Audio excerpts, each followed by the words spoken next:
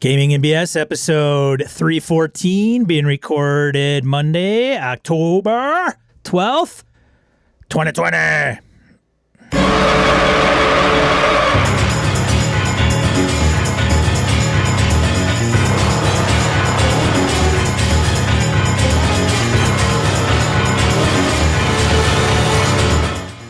Welcome to Gaming and BS, tabletop RPG podcast. I'm Sean. And I'm Brett. Welcome to the show, folks. Welcome back.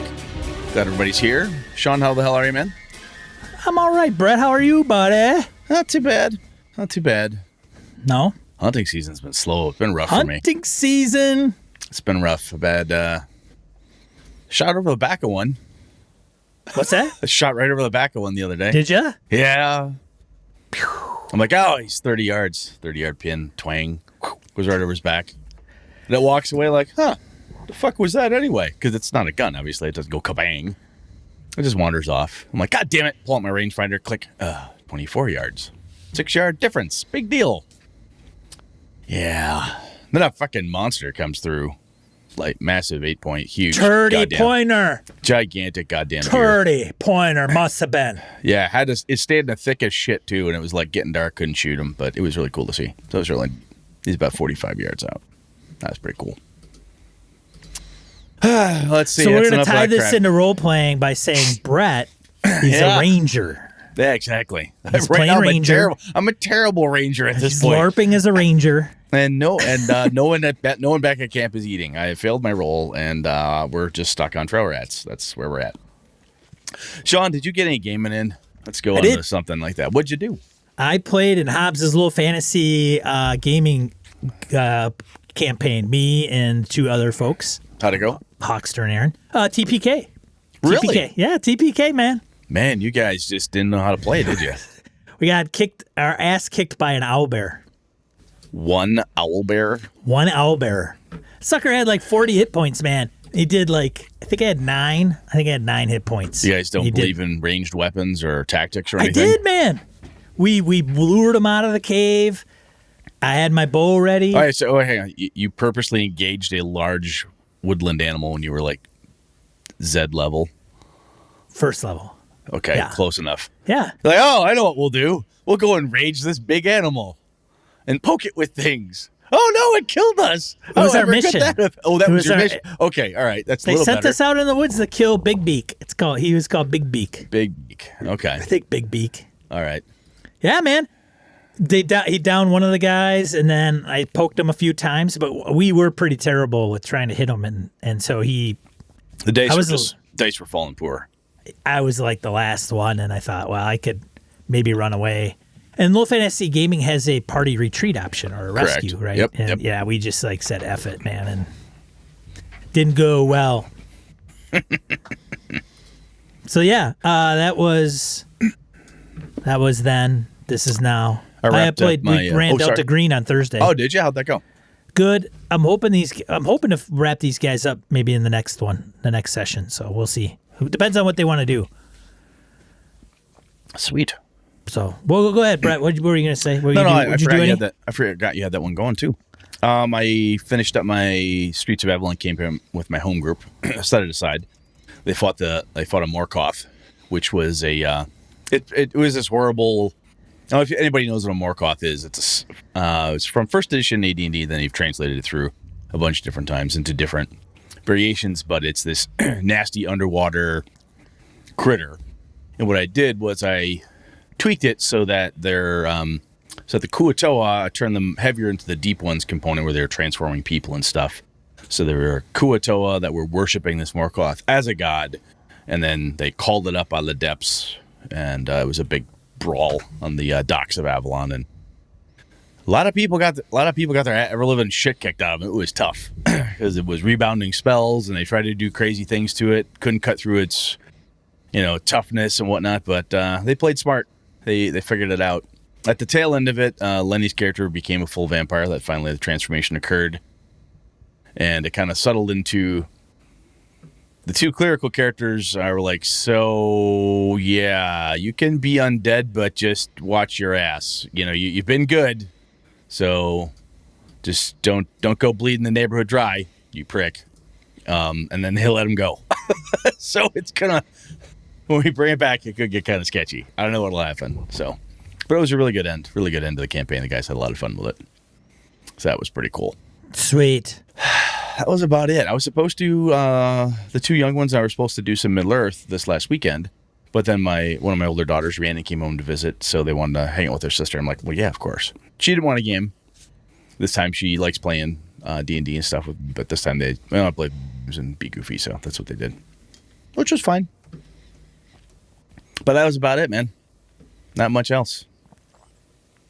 Well, there you go. Let's see. Announcement-wise, we got Virtual Game Hole Con coming. Talked about that plenty. Let's see here. Anything new and improved announcement-wise from you? Oh, I should call out the fact that I did finally go to my basement, which is not that goddamn far away. I mean, I'm here all the time at the house. And I found my stash of Gaming BS pint glasses, what I have left. So I'm pulling them up so I can find out how many I have. Excuse me, because a couple folks have expressed interest saying, hey, Brett, could I get a hold of one? And I'm like, I think I still have some. And I do. I do indeed have quite a few of them. So Sweet. I just got to get them up and get with Sean and figure out how we want to sell those and get them into people's hands. So we'll do that. But that's about it, man. Let's just random encounter. We got a ton of this stuff here this week. So Random encounter. I think fair warning, we got a lot of random encounter. It could cross the portal here. We might be stuck in this for a whole show. We'll see what happens. Well, maybe. We'll see. We'll see. There's some good stuff. So I'll let you start it off, man. Feedback. So there's 3 under this one. This is all straight from the forums under changing how you GM. Cool. All right. I know a gamer. Great episode, gentlemen. I enjoyed hearing the ideas on how to change, update, or improve your GMing style. As I listened, I wondered if playing in games as a player and not the GM helps you add to your style. Yeah. As a newbie, I have been trying to play in as many games as I can so I understand the systems I want to game master better. And at the same time, logging away the techniques the GM is using to see if it would fit the style I am trying to form. I just received The Hidden Acropolis by Dolabert and look forward to running this and trying some new GMing styles I want to try. One other point I really found refreshing for this episode is you both have many years of GMing under your belt, and you are open to change if you need or want to. For me, this helps me to remember it is okay to change what you are doing if it's not working for you. Thanks for your dedication. Keep up the great content, Mike. I'll tell you, man. I think you're dead on there. I think after I started playing more, my GMing style got better. I was like hardcore game master. All I did for a very long time. I started gaming more actually with Sean, running a couple things for me, and then I'm like, wow, I really got a taste for that. And then the guys in my home gaming group started, I'm going to run a game. You want to play? Sure, fuck it, I'll play. And I'm really enjoying playing. And I think by doing that, sometimes I have been with as a player, and not with Sean and not with the guys that I game with usually, but every once in a while somebody as a game master will do something. I'm like, oh God, I hate that. Or wow, ooh, that's brilliant. Ooh, I love what they just did.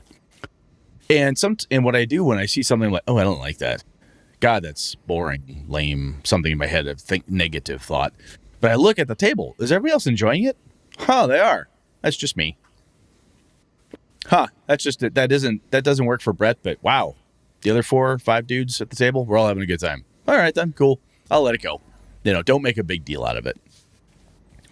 And when I do see cool stuff, I'm like, wow, that's really cool. What I'm trying to do now as a player is call out the fact to the game master, that sir or madam is fucking cool. That was awesome. I really liked this part, that part.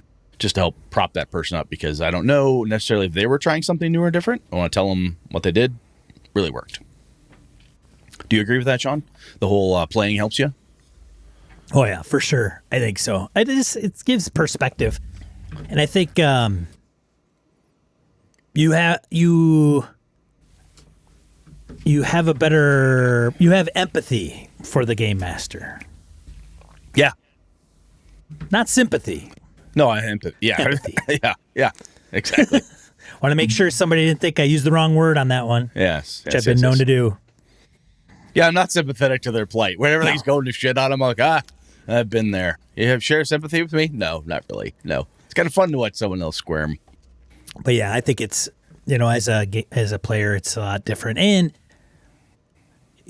as being a game master, and then flip into a player and sitting at a table, whether it's at a con or some like a friend of yours that's taken over the GM chair, you know what can be annoying as hell, and so it's to keep conscious of that and not do those things. So, you want us to go there, and that's kind of the mission? Sounds good.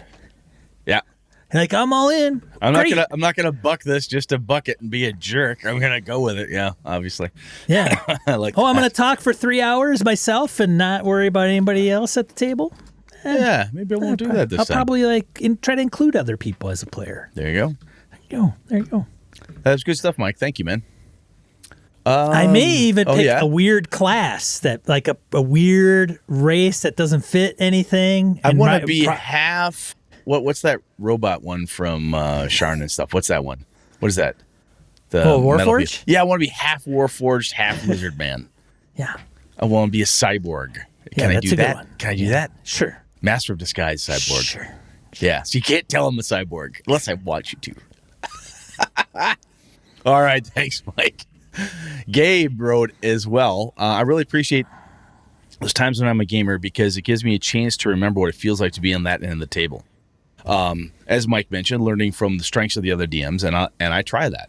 I also learn from GM weaknesses. When as a player, I sometimes feel that GM is being intentionally ambiguous with holding game information or generally straitjacketing my character, I get to reflect. Do I do that?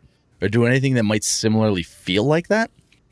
I also get to experience what it feels like to get attached to a character and the tension resulting from threats to that character and or disappointment when that character dies or fails. Then I choose to get over it and play as an example to the GM, who often is a player in my games. Hey, look, I'm past it. Move on. That's a good idea, Gabe. In fact, I hope soon to play in a game in which a player of mine is GMing. I'm going to try to model what I want in a player. I wonder how well it will work this other way if my GM can recognize how I play and maybe apply some of that practice to his own. I'll be playing alongside another player in my game as well, so he can witness my example. I like that, man. There's something, There's something pretty cool about, setting what Gabe's doing there, saying, look, I want to be a good example. I want to be a good player. I'm going to make sure I'm doing this stuff. And we, like Mike said above, do I do that? Oh, crap. I don't like that thing. I don't like it when that happened to me. I bet I should probably stop doing that to people. I have seen my players in the past when they're running something, they'll do a trick or a GM thing back. I'm like, oh, I do that. Yeah, I'm glad I don't. I think I may have overused that last time because this is annoying. It's challenging, but it's annoying. I don't think I could take 3 of these in a row. And I think I've done 3 in a row before. I should never have done that. Oh my God, that was a bad idea. Like, wow. So yeah, that's self-aware at the table, man. That's good stuff. Thanks, Gabe. I like that. That was a good one. Isaiah, I could definitely appreciate learning from GM weaknesses. As Gabe mentioned, one person I've been gaming with my whole life is always in charge. Okay.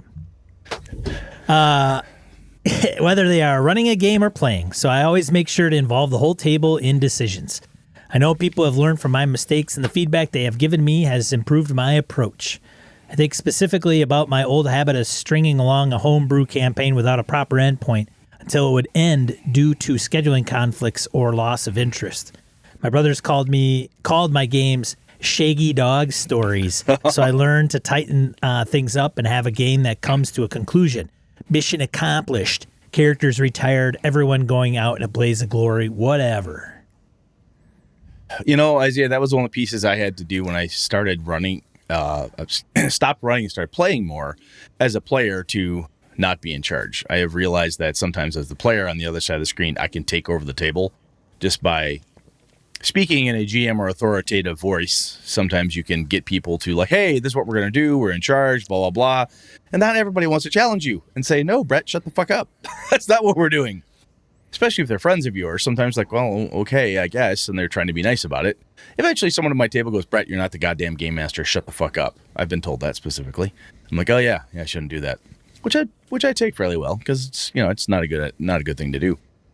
But yeah, that was a weakness I had. I think I've gotten a lot better since I've been playing more. But that was a tough one for me.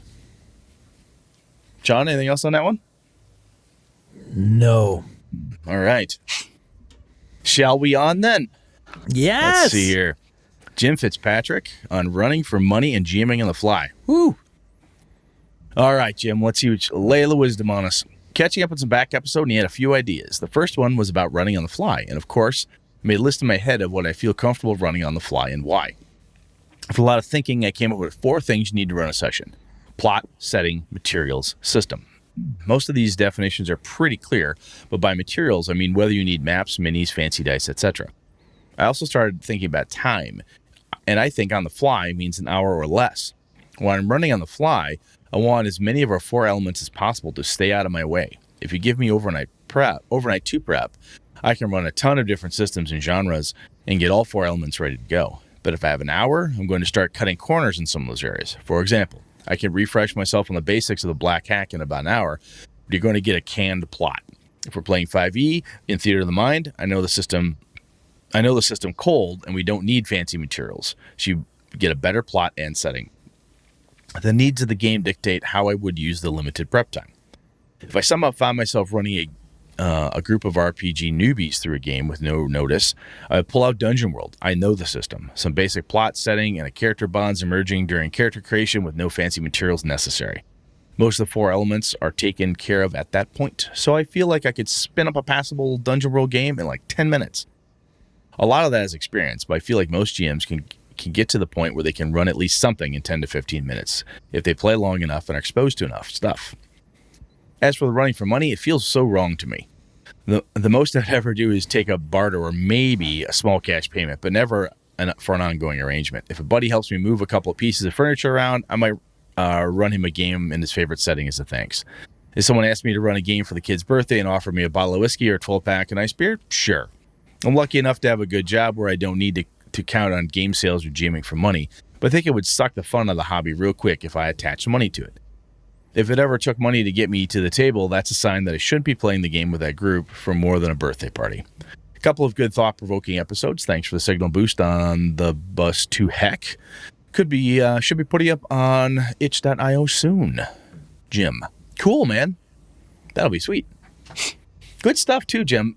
Jim's a smart guy. Hey, Jim, when I start charging to run games, I'll give you a discount. How about that? Yeah. How about that? 110% discount. Sean will actually pay you to show up at his game. What if we pay you, Jim? What if we say, hey, we're going to pay you to run a game? Cypher system, buddy. What do you think? He'll say, no, I don't want to do that. I'll do it maybe for like some beer. I'll go, no. We're going to pay you $500, Jim, for an hour. I don't want to know where the hell you're getting the $500 from. You holding out on me, Sean? I think, though, Jim, some of the points you made there are solid. I like those 4 pieces: plot, setting, materials, and system. That's a really good, concise way to think about it. And the experience, the exposure, the mastery you have over setting or systems, whatever, can crush some of that stuff down. Yeah, that totally makes sense. I like how you talked about that stuff there. That was really solid. Yeah, where you're going to cut the corners versus where you can just kind of roll with it. Very cool. Thanks, man. All right. Over to you, Sean. All right, so Aaron submits his 12-point plan for improv GMing. 12-point plan? Are these brief? Buckle up, baby. Oh, my good Strap Lord. yourself in. Whew. Looks like I picked the wrong week to quit drinking. All right, here we go. Dear Sean and Brett, my name is Aaron, and I'm a big fan of the show. I've listened to most of it, although I haven't written in before because I'm only 22. Hey, you should leave the age out of there. Don't want to discriminate. Don't worry about that. No, don't worry about that. We'll nix that out of there. And greatly lack the experience required to comment on the same level as the regulars who usually write in. They get in some great comments. So, Aaron, just before Sean goes any farther, Aaron, dude, you have that doesn't matter. Honestly, neither Sean nor I nor 99.99% of any of our listeners give a fuck. Quite frankly. We don't care, man. 1868. They're either good or shitty. Yeah, it doesn't matter, man. Doesn't matter. The cool thing for us is that you're part of the community. It's really great. Yes. You're involved enough to write to us. You're listening. That's really cool on that piece. And you're gaming. And you're actively gaming. That's really, really cool. Indeed. And I'll tell you, the other thing you find sometimes is you get some people, then they start playing. You're like, oh my gosh, this person, she's amazing. They're amazing. They're just kicking total ass. Wow, they're such a good player, such a good game master. how long have you been doing it? Sometimes you find out this person's just a frickin' prodigy practically. They're just like, it doesn't matter. So when we like to talk about experience, it comes down to crazy ass stories, shit we've run into, mistakes we've made, right? That's experience is what you get just after you needed it. So don't worry, just flat out, don't worry about that. Don't ever, any gamer out there, GM player, do not think less of yourself as a gamer because you're not quote unquote experienced enough. You're playing, you're involved in the hobby, you have everything you need. I've said it, and I will say it again. I've said it, and I will say it again. I have sat in as a player for game masters that have been GMing since the 70s. Since the beginning of the hobby. Beginning of the hobby, they are founders of the hobby. Yes. And they suck. Oh, they're abysmal. I was with you with one of them. That's the worst game mastering experience I've ever had. Just terrible. Nice person at the time. Great. Great. Cool? That does not reflect upon does not whether reflect I like them upon, as a person or not. Was not about that. It was different. God, it was not a fun game.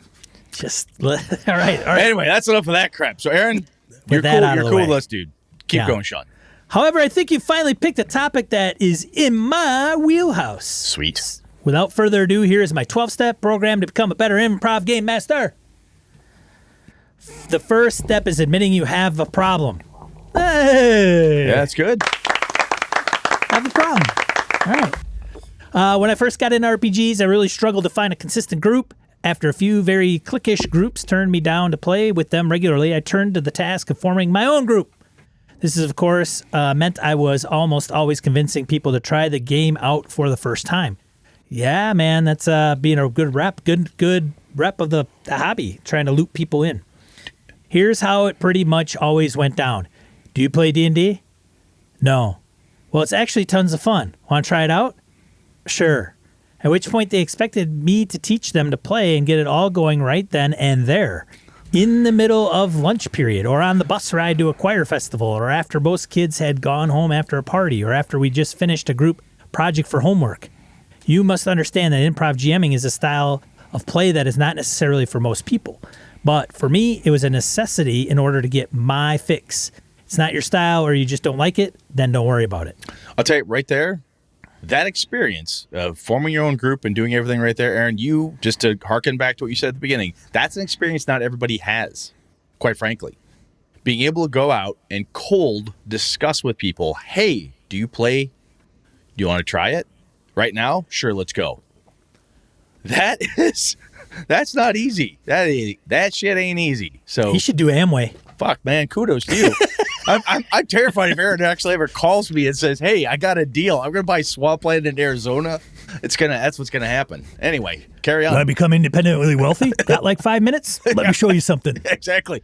Like I said, I'm going to buy a bridge in Brooklyn. I got swampland in Arizona and some lakefront property. Oh my God. Carry on. Number 2, understand that improv GMing is a skill that gets stronger with consistent practice. You either do it a lot and get good at it slowly, or else you'll only ever be okay at it or worse. Don't hold yourself to a high standard right away.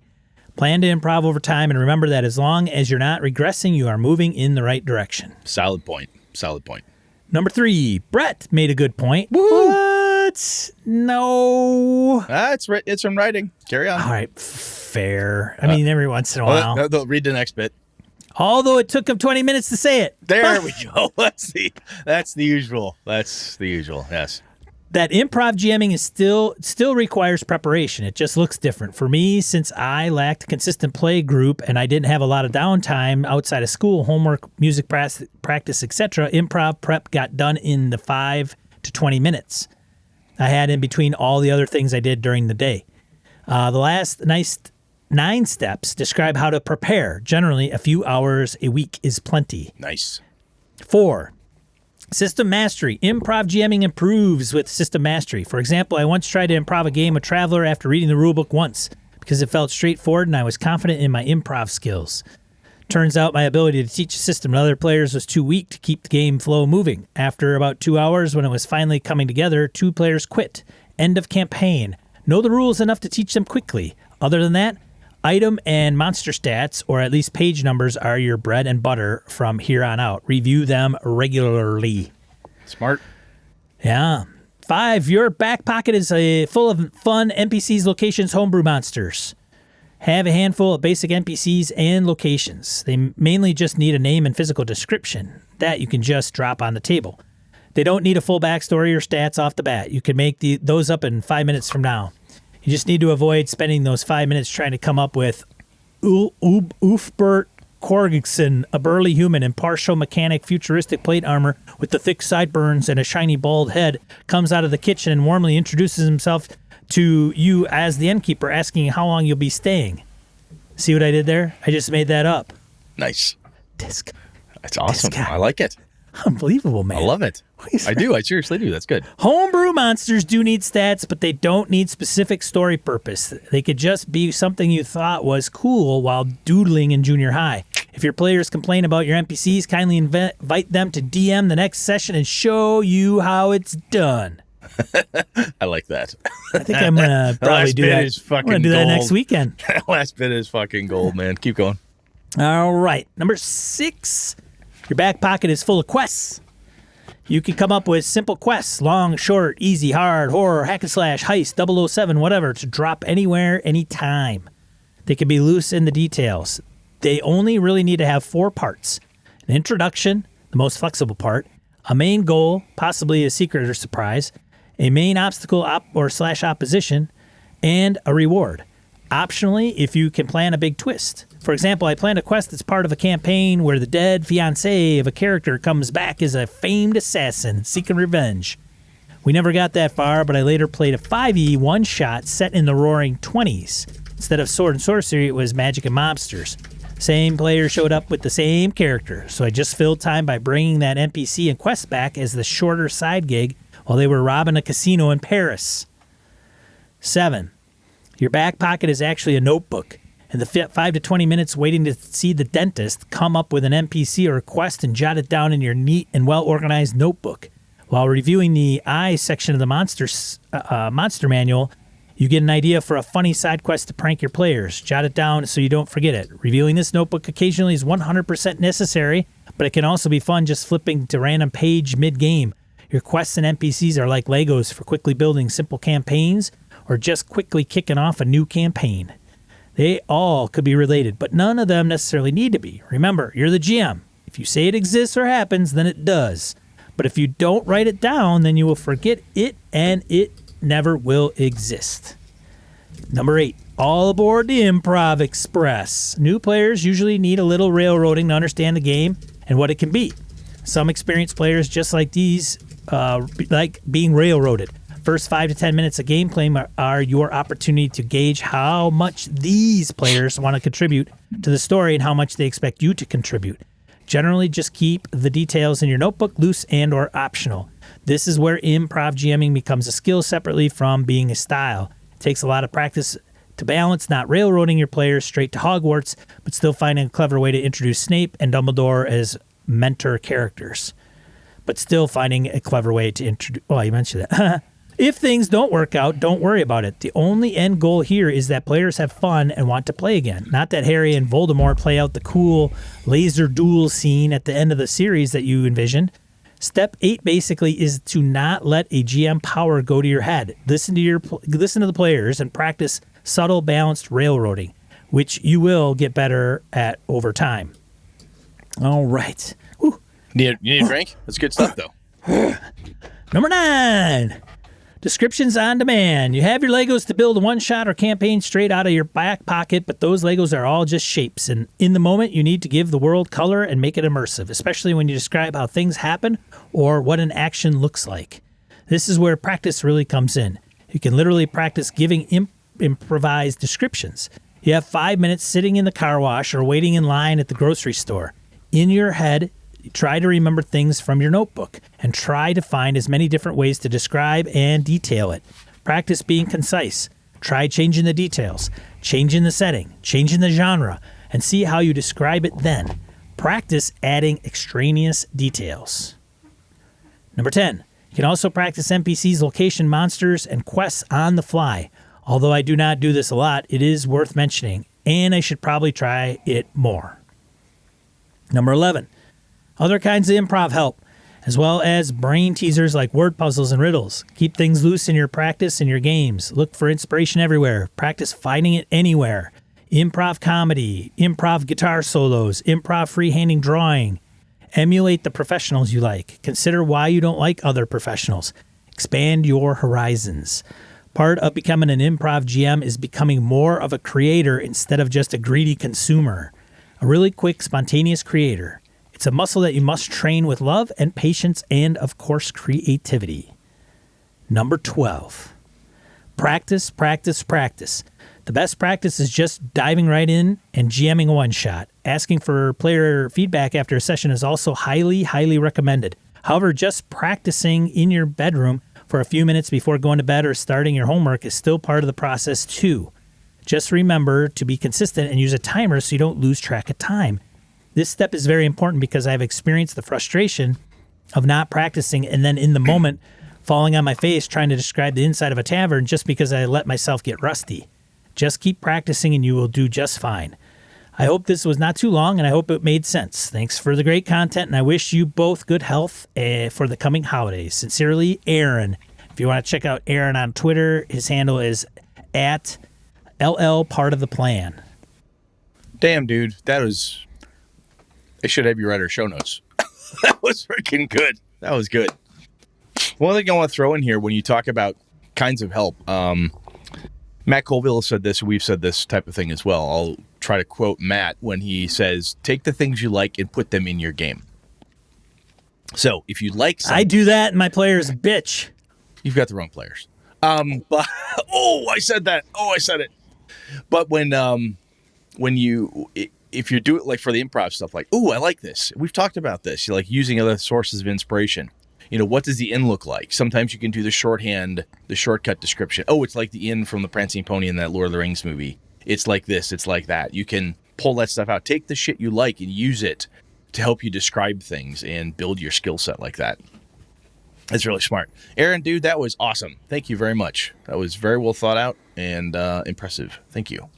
Yeah, thanks for writing in, man. And don't think twice about it next time. Never, man. Always.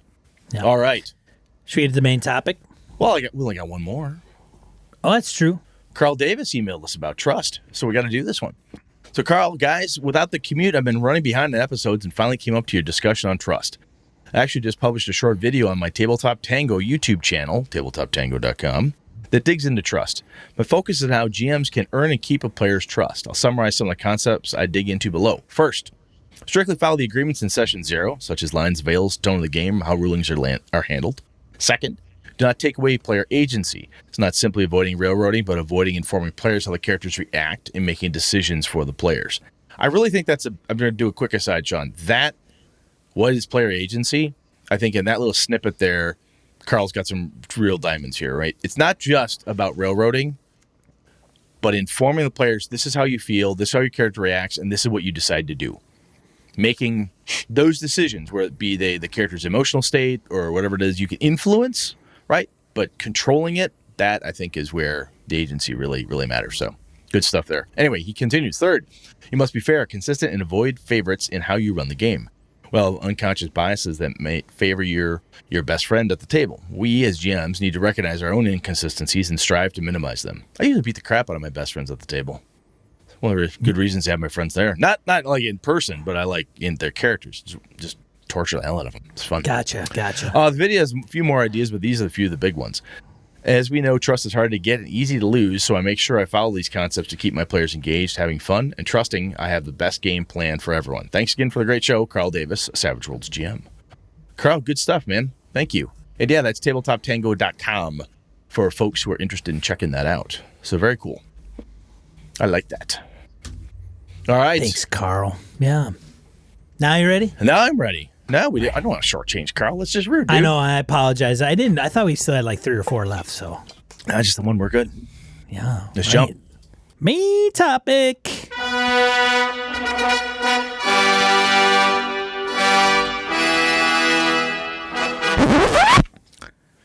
You ready? Am I ready? So in our look at this face, man. Look at that face. Looks ready. That does look ready. So in RPGs, we often tout the fact and talk about the fact, oh, there's no winners, losers in RPG. We'll say this, right? But is that really true sometimes? How do we... haven't you ever felt like you lost? I feel like I'm losing in one game of mine, yes. So I'm going to start off. Let's just talk about this because it's one of those things that we've talked about inclusion and other things in games where we will say as a general statement, everybody's always welcome in a blah, blah, blah, only to find out that, of course, there's problems sometimes. And these are things we have to deal with. And when we tell someone there's no winners and losers as an inroad, especially to the new players. So go back to Aaron trying to get new guys to come in and new folks to come and play. He goes, hey, you want to try this? And she's like, yeah, I want to give this a shot. You want to try it? Yeah, he's in. Yeah, they're in. So they all sit down to play, and there's a TPK. You're like, oh, I thought you couldn't lose this game. Right? Because death sure does feel like a loss. Or, what do you mean the bad guy got away? That feels like, so we'll get into it here. So, but a gut check question for you, Sean. Have you ever felt like you've lost in an RPG as a player? I'm going to ask you as a player. You felt like you lost? I mean, I think I'd be in denial if I said, do you have an no. example of a time when I say that, we're like, oh my God. I don't. I mean, if a character dies, probably, and let me rephrase that. It's a character that I have been fully invested in and had been a long time. I think back in the day, when it took 2 years to get to like 5th level or whatever, and when you you're went counting through experience points, yeah. Dude, grinding, man. Doing AD&D modules, starting out at freaking Bone Hill, and then like moving up and through and over, and all right, finally we're like, okay, running a module 5 through 7. We all are average 6. Great. Get through it. Yes, survived another one. Now I'm 6th level, man. You're starting to like chewing on my nails, waiting for the big hammer to drop. And at that point, if my character died at 7th or 8th in AD&D, I'd be, when I was 14 or whatever, I'd be like, oh man. Oh, I just got that wizard. Wizard could finally cast fireball. Son of a bitch. I think when the hammer drops back then, I mean, it's a sound. The room became quiet. Yeah. Like, holy shit. Oh, you're dead. You're dead. Wow. Oh. So, yeah. Hey, can we raise him? I don't have that spell. We're in the middle of fucking nowhere. We're on the Isle of Dread. Yeah, what are we going to do? What are we going to do? So do you have all your stuff on you? I mean, what do you have on you? Yeah. And then the players become complete goddamn vultures and they just ransack your corpse. You still got that rod, right? Like, we could really probably use that. Yeah, use that. I take your rings off your My fingers are stiff. No, too bad. Break your fingers. I cut the hands Feeling off. like complete dog shit. And you're like, your players and your buddies are like trying to loot your give me your character take off sheet. your I want to boots. see what it is. Yeah, I can say I've definitely felt like I lost. One of them, my buddy Nick ran a game not that long ago, a D&D game. He had made a campaign, and we missed some key clues, and the world ended. Fuck. We completely screwed up, and we got played by the bad guy who we didn't know was the bad guy. We got played. No one died. It's over. Motherfucker. God damn it. TPKs, when I've been part of a TPK, type of thing. But the reason I bring up the Nick game is because in a Call of Cthulhu game, if we failed and the world goes pear-shaped, really comes up, Cthulhu rises, the world is like, it's Cthulhu. These type of things happen. But man, I'll tell you, some of it, the type of game. So let's talk about this. So, what causes the we lost feeling? The TPK is a classic one. And I think the TPK is very much dependent on the genre, the setting, the game system, all that stuff wrapped in. Like I say, for me anyway, Call of Cthulhu, a number of other folks I know, ends in madness or death. Oh my God, we all went crazy, shot each other. Oh, it's a great time. Go to a convention game, play Call of Cthulhu. Everyone went crazy and died, huh? Neat.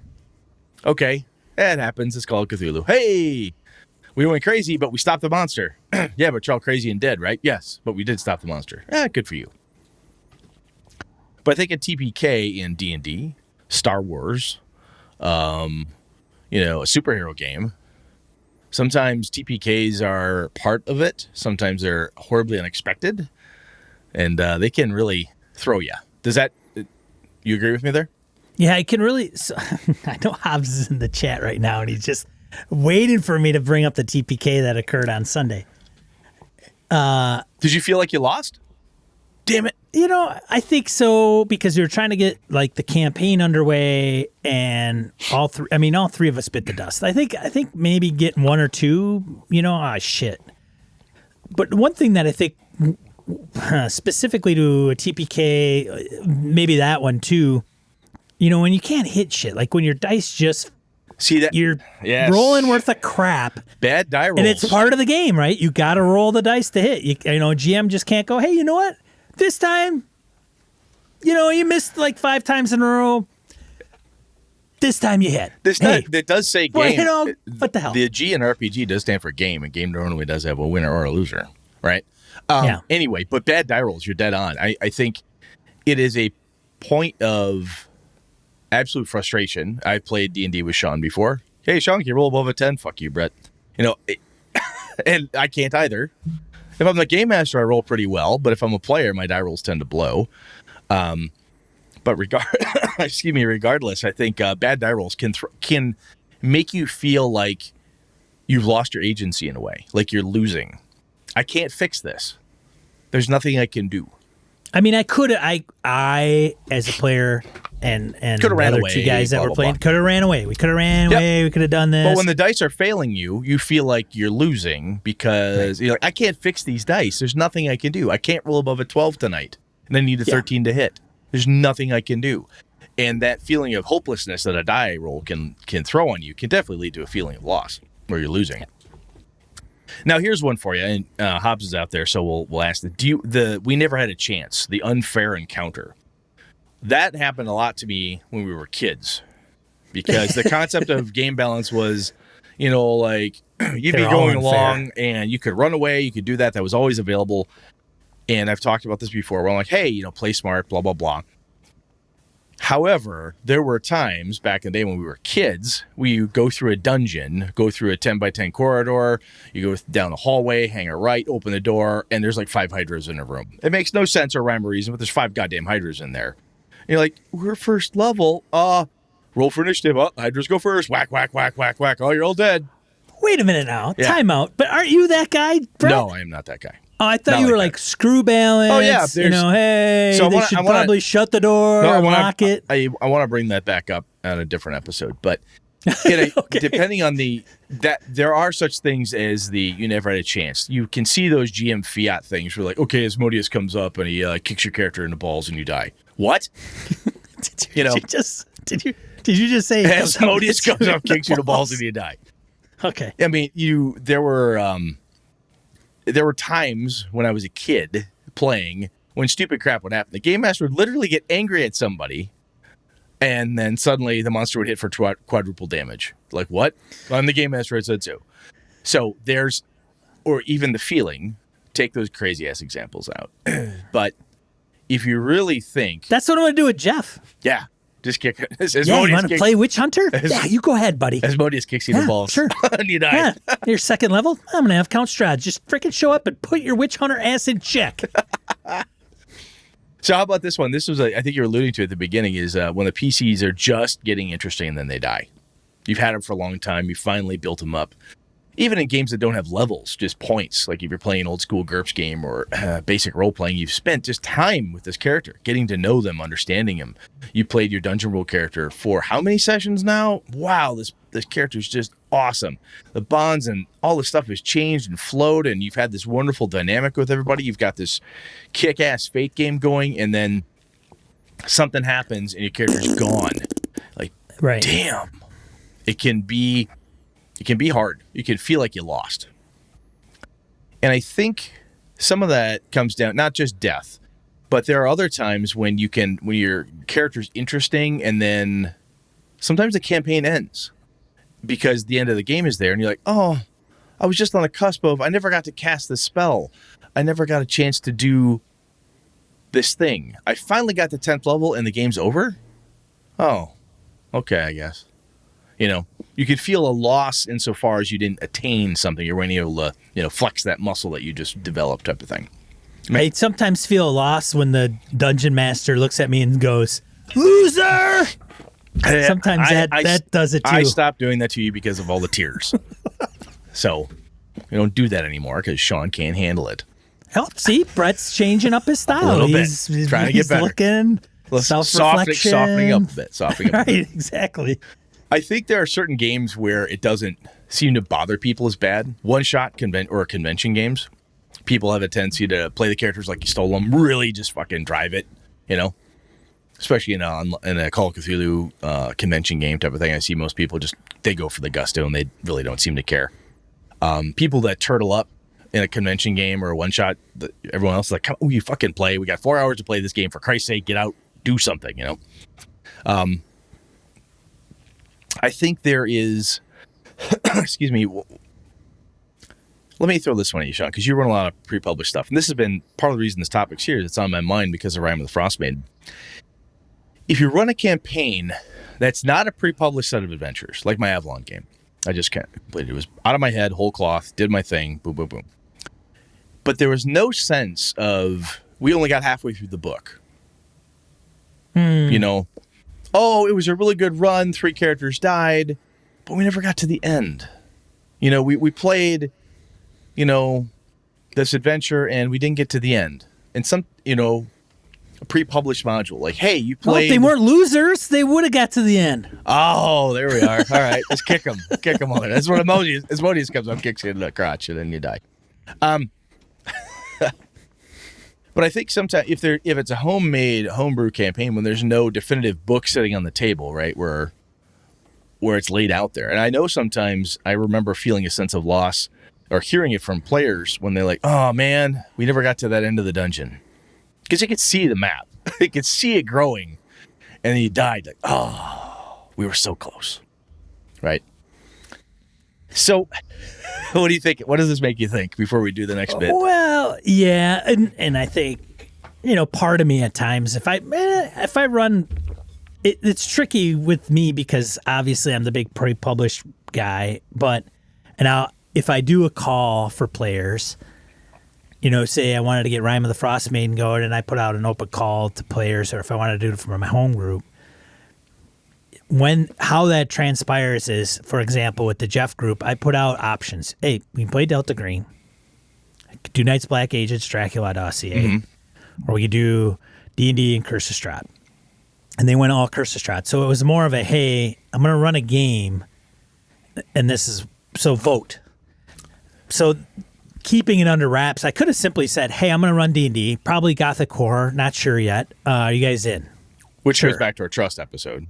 Right, and it could go to, I could still do it, like, hey, do you guys want to play, like, Delta Green Agents, or like a modern, or Night's Black Agents, modern again, yeah. And Delta Green and Night's Black Agents, there's some similarities, or do you just want to play D&D? And if they say, yeah, we just want to play D&D, okay, great. No, I don't have to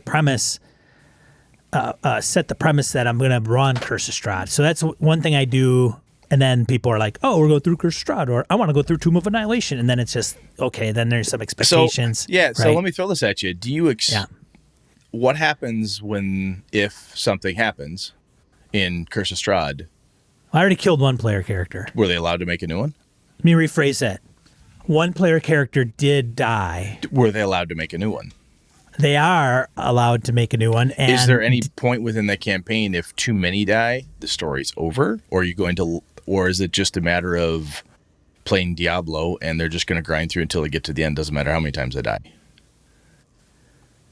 Good question.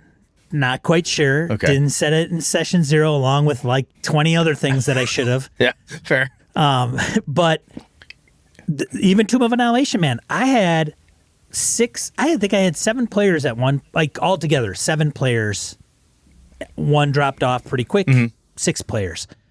When it first kicked off, I told everybody, make two tunes, and you start out with 2 tunes. Now, 2 of the players, I think, only started with 1. 1 dropped, bye. And then the other one came almost in the middle of the campaign, or kind of like a quarter or halfway in. Yeah. So he wasn't like, I start and I went all the way through. Jeff had one guy and Andy had one guy. They were the only two to start at the beginning and go through the entire thing. Because I got to say, out of like 12, so probably 10, 11 characters. This is quasi-tangential here, but when I run Rime of the Frost Maiden with my home group, I'm tempted to tell them, look, if there is a certain point that you die or you fail or you can't figure out what's next and you don't get there, you don't get there. I'm not going to just play to the end. Not just going to remake characters until you get there, which is the thing that annoys me on some level, because I think I talked to you about this off the mics. I played Diablo 3 on Xbox with my son. AJ wanted to play it. So we're playing and playing. Video games. So we're playing. I'm like, oh, this is kind of fun. After a while, he's like, what do you think? I said, it's kind of fun. I said, but it's not all that challenging. He goes, well, what do you mean? It's taking us a while. I said, we're going to win. I said, this isn't on the you die, the game is over mode. I said, there is that mode, I believe. But you're going to win. It's just a matter of hours. It's just a fucking grind, dude. Brett's just Debbie Downer. Hey, Dan, like, want to play Diablo 3? Sure. But, it's just going to, we're going to play for 2 hours. He looked at me a little forlorn, and I said, AJ, I'm still having fun. I'm playing with you. We're having a good time together. I said, but I'm telling you, if you are asking me if this is challenging, do you think we'll ever get to the end? I know we're going to get to the end. It's just a matter of time. So I am seriously looking at Rime of the Frost Maiden thinking, somebody in the chat just said something funny. They did. They said, but Jerry said, but the gear. With the gear. Like, but the gear. The gear, right? Get all the gear. I'm seriously thinking of Rime of the Frost Maiden. Like, look, if you don't make it, you don't make it. X number, half of you die, the game's fucking over or something. I don't know what I'm going to do with that yet. But so this kind of leads into, sorry, go. I was going to say that you could still, Brett, you're in a unique, but Brett, let me give you some words of wisdom, having run a pre-published adventure or two. Honestly, we've talked about this. You and I running it together. I kind of want to play in the game you run just so I can see how it's fucking done.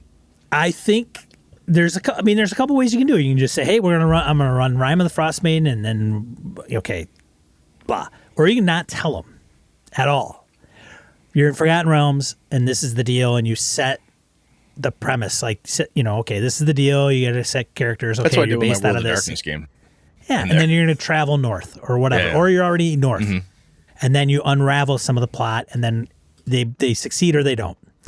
The problem is you're going to take your platinum level kick-ass treasure chest of Beetle and Grimm, Rime of the Frost Maiden crap. Yeah. At some point they'll be like, oh, we never got to fight the thing. Look at the thing; it never showed up. Yeah. Yeah. You're going to want to show off everything. You're like, look, I got a full freaking Frost Maiden miniature, life size, whatever's in it. I have no idea. But I think the thing is with doing that, like even Rime of the Frost Maiden, I haven't read a ton of it yet, but even so with some other, and I think it's more sandboxy. As a matter of fact, you could kind of base stuff there in 10 towns, and then you kind of send them out on their stuff. So even if they die, there's a way to just kind of go, okay, well, you're in 10 towns, you're another person in 10 towns. So it's, I guess.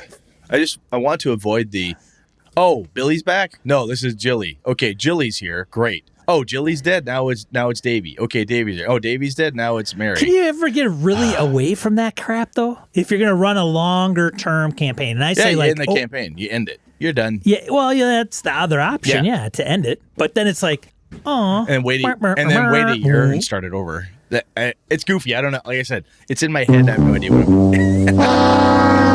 I don't know if I'll do it. Campaign's over. Sean's guy died. Might as well hang it up. Yep. That's why I'd have to be like a certain percentage, like 3/4 of them die or something. I don't know. Yeah, half. Or like, hey, there has to be at least one constant person going through this. Otherwise, no. I don't know. Something. Feels like I need that. Maybe. I don't know. Maybe I don't. What are you going to do, Brett? I don't know. Inquirer minds want to know. Let's go back. Let's get back. This kind of goes to the lost feeling. And the reason I bring up getting past the lost feeling here, Sean, is because especially when if you play with kids or first-time players and their character dies or they don't win the big bad or they go there and or there's a switcheroo on treasure, or oh my gosh, we were betrayed. We didn't know we were betrayed. New players, less people who haven't played as much. Sometimes the experience in that space can play like, oh, I didn't know that was possible. Oh, crap. Oh, I forgot. Yeah, trolls regenerate. God damn it. Oh, I forgot lightsabers cut through anything, including my head. Damn it. And your character passes, or you have this feeling like you didn't quite get somewhere. Whatever causes that sense of loss, I think it can lead to a downer in a way. And if they're dead, we can always say, hey, make a new PC and just pick up where you left off. I mean, that was one of the beauties of like first edition games or your OSR stuff is you have a character in like 5 minutes. You're done. Click, clack, well, roll, not only that, you're but usually aren't attached to one until you hit like 3rd or 4th level. Yeah, like, I mean, you're playing DCC, man, you can make a character like that and you're done. New character, roll them, go. You know, it's pretty easy. You could potentially start the campaign over in some way. Rebuild, revisit something or other. Which fast forward the timeline. Whatever. Like, oh, hey, look, you this group of adventurers tried and failed. You're coming in 5 years after, and it's gotten worse. Ratchet up the horror or ratchet up the bad, whatever that is. You can do the PCs aren't really dead. You can capture them, right? You could have it all be a dream, depending what game you're running. When I talked about this ages back about a bait and switch game I ran where I started off running Delta Green, then murdered everybody on purpose, and then turned into a Wraith game. Characters. It worked out great. The group I was playing with really liked it, and it's a very high trust game, and it worked out really well. But not everybody likes that stuff.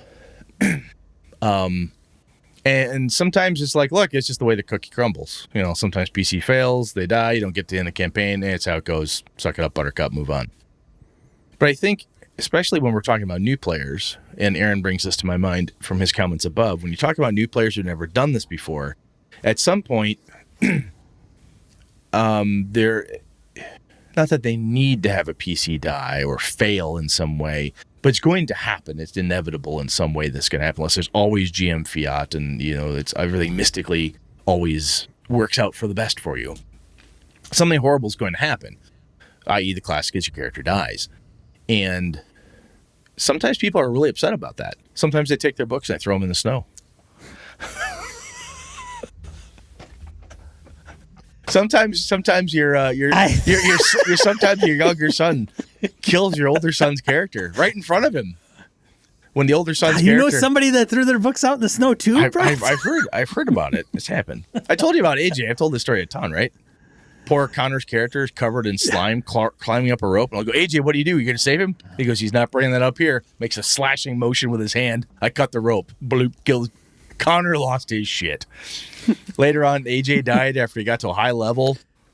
And this is like, what was he, 8? Tears, just tons of tears. Like, oh my God, the game's over. I never want to play this again. It was tragic, right? They're both very angry and upset because a lot invested in these characters, you know?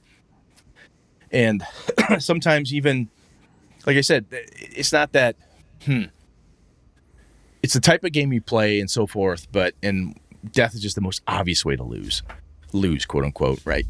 But I think being cognizant of the fact that if you're on the I feel like I lose or I lost end of the spectrum, sometimes, depending who you are as a player, and if you know your players, they might be like, look, I'm going to be mad for a half hour. I'll come back. I'll make a new character. I'll be fine. And some people are going to be... Some people leave the freaking hobby, man. Yeah, some people quit. They fucking quit. Fuck this shit. Yeah, which... I'm going to play Xbox. Or whatever. Which I think is rather immature, but that's just me. Anyways, everybody's going to react differently. And I think it's worth thinking about what causes the we lost feeling or I lost. Sometimes it's very personal. Not like we as a group just lost, but I, Brett, or I, Sean, or I, whomever, my character just died. I didn't get the thing I wanted. I was only in this to save my dad. Turns out my dad was already dead. Thanks. I was only here to save my dad from Count Dooku, and turns out Count Dooku already killed my dad. You fucker, Sean. You're right. Some people get very, very irritable and very angry about this stuff because it was the thing they built up and they wanted to do. And I don't think it means that they're always immature and that they're bad gamers or they don't get it. But there's a lot of emotion we can pack into this game. Oh, yeah. whatever it is you're playing. Yeah. And I think we have to take that seriously because the feeling of loss or losing sucks.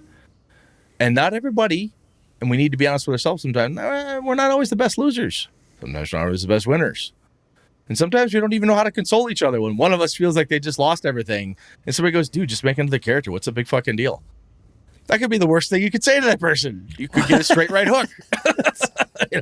That could be a double tap. I mean, you might not wake up for a while after that one.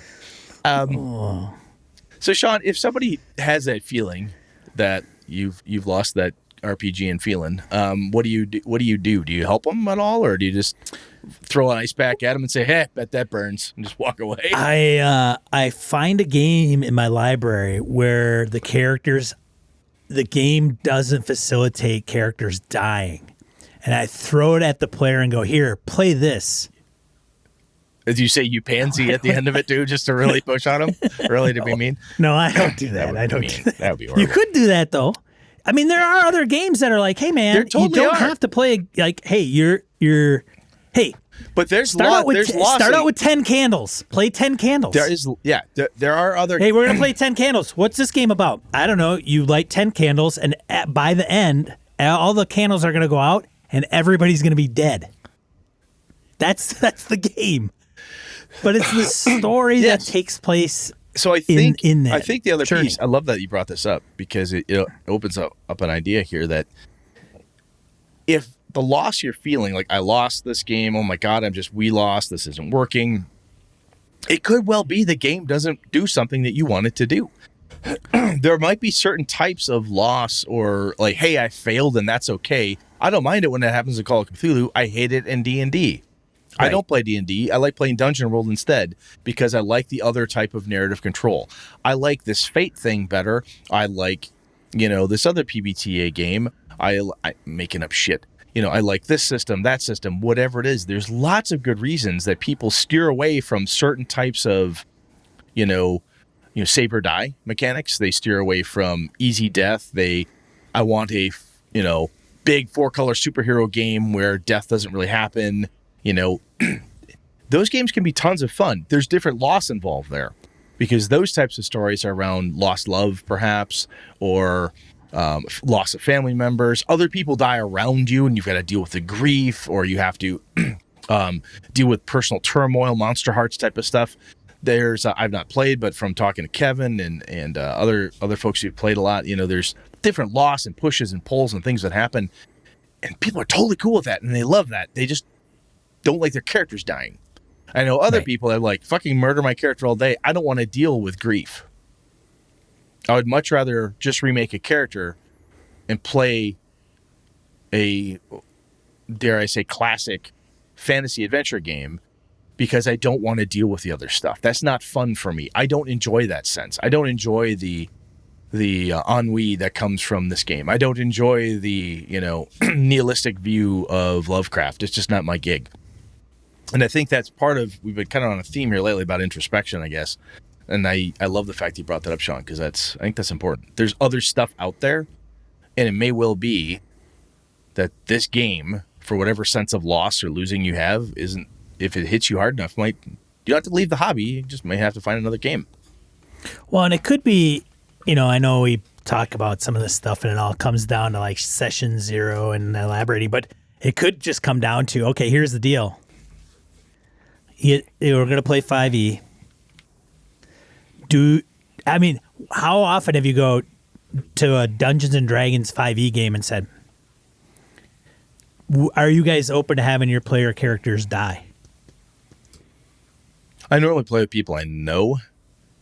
Right, and they'll say, yeah, we don't care, right? You like your group. Or a convention game, I've told people, like, look, you could die. Right. But if you do it I agree. It's different when the dynamic's different. Yeah. Like I play with these guys all the time, but I'm actually starting to think that might be a question I need to ask with guy like Jeff I've known for 40 years. Yeah. I may actually have to put that out there and go, look, are you okay with me axing your dude? I think because if you're not, that's okay. But let's just settle that now, and I will handle it a different way, right? I get to say that. Oh, I know this. These are my friends. I know this. And I say that like I just gleaned this out of the ether and like, ooh, I determined this because of some weird vision. No, we've talked about this for over 20 years together. Nah, I haven't talked about it in a long. I haven't posed that exact question. Like, hey, here's the deal. We're gonna do Curse of Strahd. You write up a tune. Are you all right with them dying? Like, just outright. Like, if you want to live forever, that's cool. I will make things more challenging in other ways, and things differently in other ways. I got, lingering injuries as a mod rule. Like, I'm putting that in there because maybe instead of like you die, you don't have a left arm anymore. Yeah, but you're not dead. But you're not dead. But to some people, that's a big damn deal. They'd rather be dead. They might as well be dead. Yeah, they'd rather quit. Yeah, they'd rather have a new character. Yes, absolutely. But I seriously though, that was Jeff during Tomb of Annihilation, man. Just angry. I'm cursed, motherfucker. My hit points don't go up. My constitution's dropping. I might as well be dead.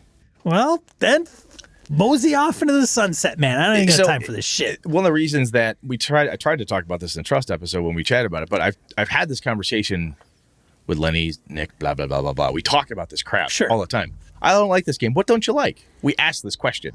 I like this. I like it when life is... Boy, I want to play a game where life is cheap. You know what? You guys up for it? Yeah. And that's another piece is sometimes you may come at this game and say, oh, I've never played low fantasy before. It sounds interesting. Ooh, life is cheap. It might be hard to live. I could die at any moment in this basic game or this other, very, oh my God, deadly, deadly, deadly. Huh. Let's see how that goes. You may try it and find out you don't like vanilla, right? You could try it, bite into that, have your character die and go, that fucking sucked. I did not enjoy this. Even though I signed up for it, it turns out I'm not a big fan. And that's okay. You could say, well, that's part of the game. Yeah, I know. I know. I agree. And part of this is, for me, the first time I tried Call of Cthulhu, I avoided it for years because I was always, you go insane and die. I'm like, how fucking fun is that? That sounds stupid as hell to me. And I walked away from it. Finally, someone convinced me, like, no, dude, you would totally like this. So I tried it and went, oh, wow, this is really fun. But I made a conscious decision. I'm going to try it and see if I actually like it. Right? There's a couple games I've read over the years, like, I don't even want to try this one because I got other games I know I like. This one just doesn't sing to me. And move it on. But I think it is possible that you could sign up for a game, a style of game, a type of loss you could feel, be it, death, grief, whatever, that type of loss, all the way to player character death. You may find out you fucking hate that stuff, whatever that is. You could play one of the best, Monster Hearts games out there. Kev Thulu runs a great Monster Hearts game. And you could play with him and be done with it and go, I'm glad I did it, but I never want to do it again.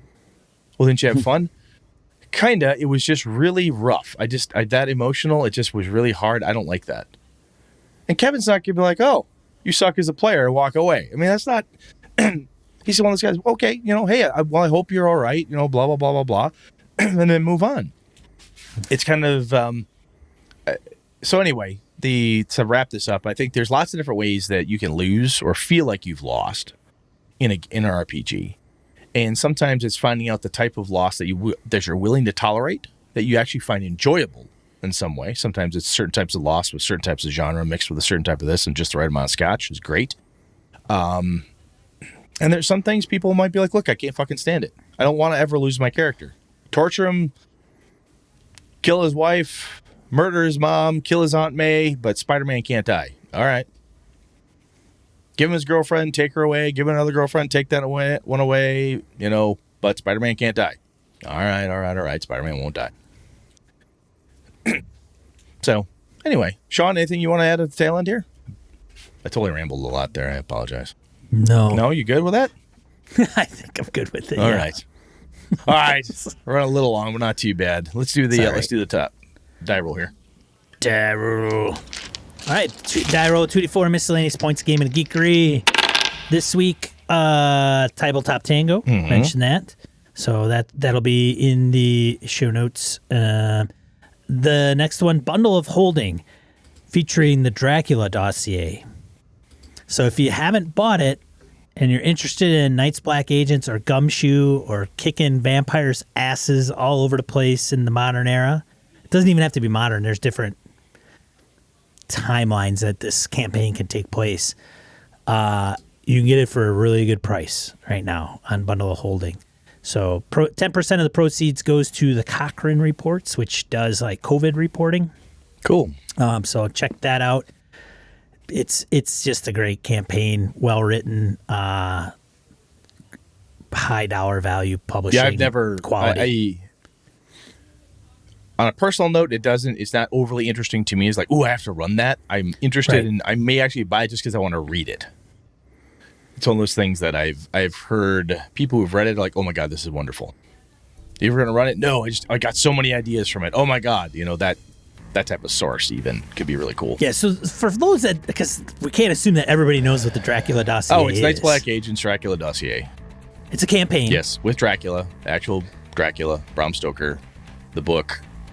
Bram Stoker wrote Dracula as a synopsis of a espionage kind of plot. Yeah, Ken Hite did a great job on it.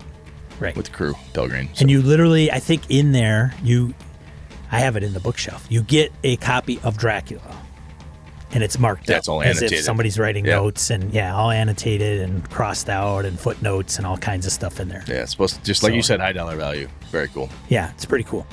Last one, Worlds Without Number. So if you're a Stars Without Number person, then you probably know about Worlds Without Number. That Kickstarter is happening now. I wasn't aware. Came across the radar.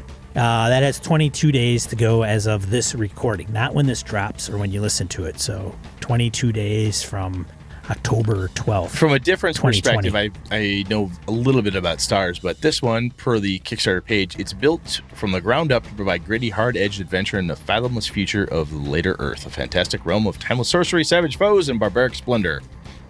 This reminds me a lot of Jack Vance Dying Earth. When I read that, when I did a quick pass over here, it reminds me a little bit of that. But I don't know if that was an influence, but kind of cool. Neat. Yeah. Otherwise, those are just the three that I had out there for this week. We're good? Oh, what are we talking about next week, bro? Curses and Illusions. Curses and Illusions. Yep, one of our listeners asked about it, so there it is. Oh. There we go. Huh. Yeah. Interesting. So I have to read up on that, buddy. I guess so. All right. Well, this is another episode of Gaming and BS. If you, thanks for joining everybody in the chat room on Twitch Live. We record here on Monday nights, 8 p.m. Central Time, U.S. And then if you see this on YouTube, check like and subscribe. Find us at your favorite podcatcher of choice for the audio version of this. Otherwise, I'm Sean. And I'm Brett. Good night and good game and all. This has been a Litterbox Studio production.